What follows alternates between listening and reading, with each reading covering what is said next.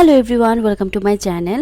আজকে আমি তোমাদের সাথে যে হেয়ার অয়েল রেমেডিটা শেয়ার করব, এই হেয়ার অয়েলটা আমাদের এক্সট্রিম যাদের চুল পড়ছে সেই চুল পড়া বন্ধ করতে অনেকটাই হেল্প করবে। আর তার সাথে এটা আমাদের ভেতর থেকে চুলকে শক্ত মজবুত করতেও হেল্প করবে। তো চলো আর কথা না বাড়িয়ে আমরা আমাদের এই হেয়ার অয়েলটা বানিয়ে ফেলি। তো তার জন্য আমি একটা পরিষ্কার পাত্রে প্রথমেই নিয়ে নিচ্ছি 1 চা চামচ মেথি। এরপর এখানে আমি আমার যে সেকেন্ড ইনগ্রিডিয়েন্ট আছে সেটা দিব, সেটা হচ্ছে 1 চা চামচ চাল। আর এখানে তোমরা কিন্তু তোমাদের ভাত খাওয়ার যে চালটা ইউজ করো সেই চালটা ইউজ করলেই চলবে। তো এরপর এখানে আমি আমার থার্ড নাম্বার আর ম্যাজিক্যাল ইনগ্রিডিয়েন্টটা দিয়ে দিচ্ছি, আর সেটা হচ্ছে তিসি। এখানে আমি 1 চা চামচের মতো তিসি অ্যাড করে নিচ্ছি। তিসি কিন্তু আমাদের হেয়ারের জন্য একটা ম্যাজিক্যাল ইনগ্রিডিয়েন্ট, আই নো তোমরা অনেকেই কিন্তু সেটা জানো। তো যাই হোক, এখন আমি এই 3টা ইনগ্রিডিয়েন্টকে খুব ভালো মতো ব্লেন্ডার জারে খুব সুন্দর করে ব্লেন্ড করে নিব। তোমরা চাইলে এটা কিন্তু পাটাতেও বেটে নিতে পারবে, তবে একটা জিনিস খেয়াল রাখতে হবে, সেটা হচ্ছে এখানে কিন্তু কোনো প্রকার পানি ইউজ করা যাবে না। এরপর আমাদের যেটা লাগবে সেটা হচ্ছে একটা কাচের পাত্র। আমরা কিন্তু যে তেলটা ইউজ করছি এটা কিন্তু সম্পূর্ণটুকুই হোমমেড হেয়ার অয়েল, আর এখানে আমি কোনো প্রিজারভেটিভ ইউজ করব না। তো যার কারণে এই তেলটা কিন্তু খুবই সহজেই নষ্ট হয়ে যাওয়ার একটা প্রবণতা থাকবে। আর কাচের পাত্রে যদি তোমরা এই তেলটা সংরক্ষণ করো তাহলে অনেক দিন পর্যন্ত ভালো থাকবে। তো যাই হোক, এই কাচের পাত্রটা আমি নিয়ে নিয়েছি, আর এখন আমি যে গুঁড়ো করে রাখা তিসি, চাল আর হচ্ছে মেথি রেখেছিলাম সেটা আমি এই কাচের পাত্রের মধ্যে ভরে নিব। আর এরপর এখানে আমি আমার পছন্দের হেয়ার অয়েলটা অ্যাড করে নিব। তোমরা চাইলে কিন্তু এখানে যে কোনো হেয়ার অয়েল ইউজ করতে পারো। আমি এখানে কোকোনাট হেয়ার অয়েলটা ইউজ করছি, এটা আমার খুবই পছন্দের। তোমরা চাইলে এখানে বাদাম তেল, তারপর হচ্ছে অলিভ অয়েল, সিসিমি অয়েল এসব কিন্তু এখানে ইউজ করতে পারো। তো যাই হোক, এখানে আমি পরিমাণ মতো হেয়ার অয়েলটা নিয়ে নিব। আর আমি সবসময় হোমমেড হেয়ার অয়েলগুলো একটু অল্প করেই বানাই, মানে যেন আমি 2 থেকে 3 বার এটা ইউজ করতে পারি। যেহেতু এখানে আমি কোনো প্রিজারভেটিভ ইউজ করছি না, তো যার কারণে আমি চেষ্টা করি অল্প করে বানাতে, যেন অল্প করে বানিয়ে অল্প করে আবার শেষ করে ফেলতে পারি। হোমমেড হেয়ার অয়েলগুলোতে যেহেতু কোনো প্রিজারভেটিভ ইউজ করা হয় না, তাই কিন্তু এটা খুবই দ্রুত নষ্ট হয়ে যাওয়ার একটা প্রবণতা থাকে। তো তোমরা সবসময় চেষ্টা করবে হোমমেড হেয়ার অয়েলগুলো বানানোর সময় যেন 2 থেকে 3 বারের বেশি ইউজ না করতে হয়। তো যাই হোক, এখন আমি এই তেলটাকে পুরো 7 দিনের মতো টানা রোদে দিব।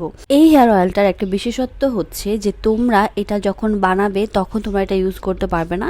এটাকে 7 দিন তোমরা টানা রোদে দিলে তারপর এটার কার্যকারিতাটা আরও অনেক অনেক পরিমাণে বৃদ্ধি পাবে।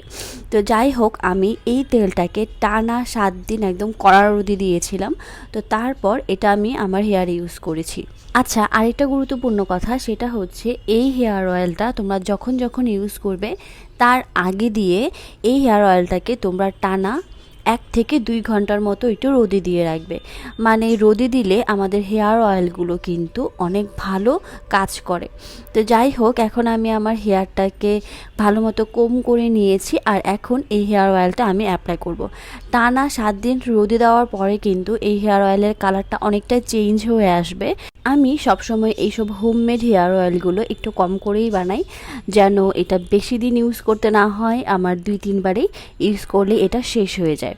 তো তোমরাও চেষ্টা করবে অল্প করে এই হেয়ার অয়েলগুলো বানাতে, তা না হলে কিন্তু এটা হিতে বিপরীত হতে পারে, নষ্ট হয়ে যেতে পারে। আর তারপর যদি তোমরা এটা হেয়ারে দাও তাহলে কিন্তু তোমাদের হেয়ার আরও বেশি পড়তে পারে। আর যেই কোনো হোমমেড হেয়ার অয়েল তোমরা অবশ্যই রোদে দিয়ে দেন ইউজ করবে। আর এটাকে কিন্তু তোমরা অবশ্যই কাচের বয়মে রাখবে। কাচের বয়মে রাখলে যেটা হবে সেটা হচ্ছে এটা আমাদের রোদে দিতে ইজি হবে। অনেক সময় কিন্তু অনেক কড়া রোদের জন্য যদি তোমরা সেই হোমমেড হেয়ার অয়েলটা যদি তোমরা রোদে দাও তাহলে কিন্তু পুড়ে যাওয়ার সম্ভাবনা থাকে। তো যাই হোক, এখন আমি আমার পুরো চুলে এই হেয়ার অয়েলটা অ্যাপ্লাই করে নেব, একদম গোড়া থেকে আগা পর্যন্ত খুবই ভালো মতো এই হেয়ার অয়েলটা আমি আমার হেয়ারে অ্যাপ্লাই করে নেব। এই হেয়ার অয়েলে আমি যেই সব ইনগ্রিডিয়েন্টগুলো ইউজ করেছি প্রত্যেকটা ইনগ্রিডিয়েন্টই কিন্তু আমাদের চুল পড়া কমাতে খুবই ভালো কাজে দেয়। যেমন এখানে আমি ইউজ করেছি মেথি। মেথি কিন্তু আমাদের চুল পড়া কমাতে সাহায্য করে। আশা করি তোমরা এটা কম বেশি সবাই জানো, আমাকে নতুন করে কিছু বলতে বলতে হবে না। আর এরপর এখানে আমি ইউজ করেছি চাল।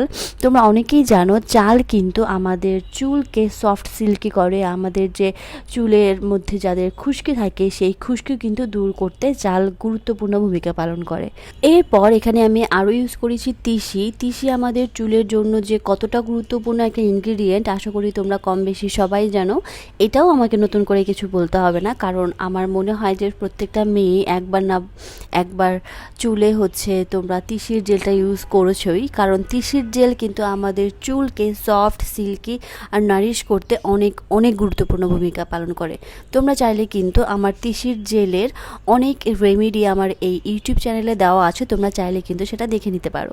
তো যাই হোক, তিসি কিন্তু আমাদের চুলকে রিপেয়ার করতে হেল্প করে। তো যাই হোক, এখন আমি আমার পুরো হেয়ারে এই হেয়ার অয়েলটা অ্যাপ্লাই করে নিয়েছি।